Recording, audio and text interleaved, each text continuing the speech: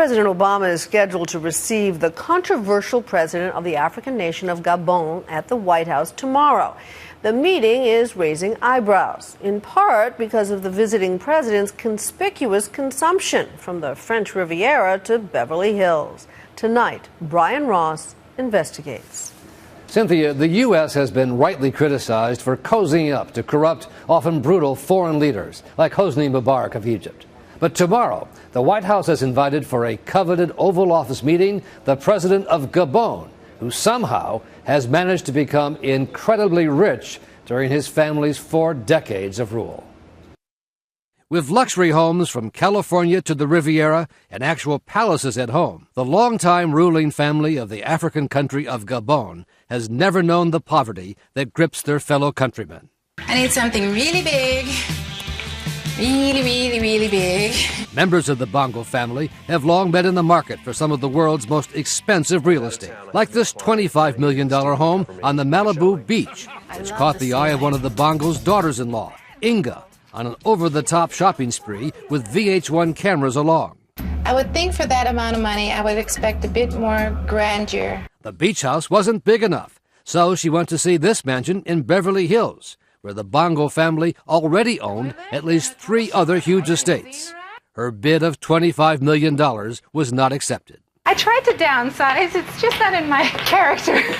Money was apparently no object for Inga Bongo, who at the time, 2006, was married to the man who was the defense secretary of Gabon, Ali Bongo. But 2 years ago, Ali Bongo was elected president himself, succeeding his father, and now presides over not only Gabon, but a family empire estimated to be worth hundreds of millions of dollars, allegedly the results of decades of corruption. There's absolutely no shame. Following a criminal complaint filed by a human rights group, authorities in France found the Bongo family had more than 30 luxury homes there, including this estate on the Riviera, and now this $120 million 14-bedroom townhouse in Paris. The people who are running the country are guilty of grand theft nation.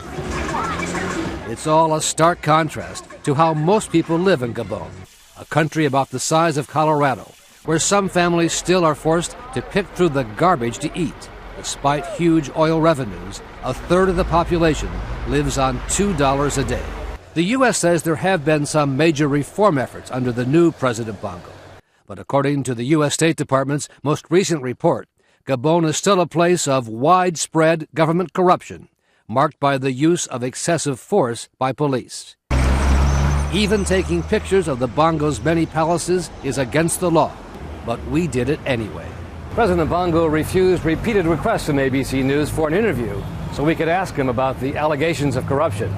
One of his top aides said no reputable news organization would ask such questions, and he accused us of conducting a smear against the president. In this country, people can go to prison for that. That's what happened to Mark Ona, a polio victim, who is one of the few people in Gabon to publicly criticize the Bongo family's continued rule, and was briefly sent to prison for it by Bongo's father. Ona told us he had to evade secret police to meet with us late at night in a hotel. The new president, Ali Bongo, says that he's different from his father. I don't think he's different from his father. He's not different. You say it's worse now than it was under his father? Yeah, it's corruption, yeah. The corruption is worse now? Yeah. President Bongo has used his money to travel the world in style and makes lots of important friends. At last year's United Nations meeting, he rented an entire museum to throw a party in his honor. Thank you for coming.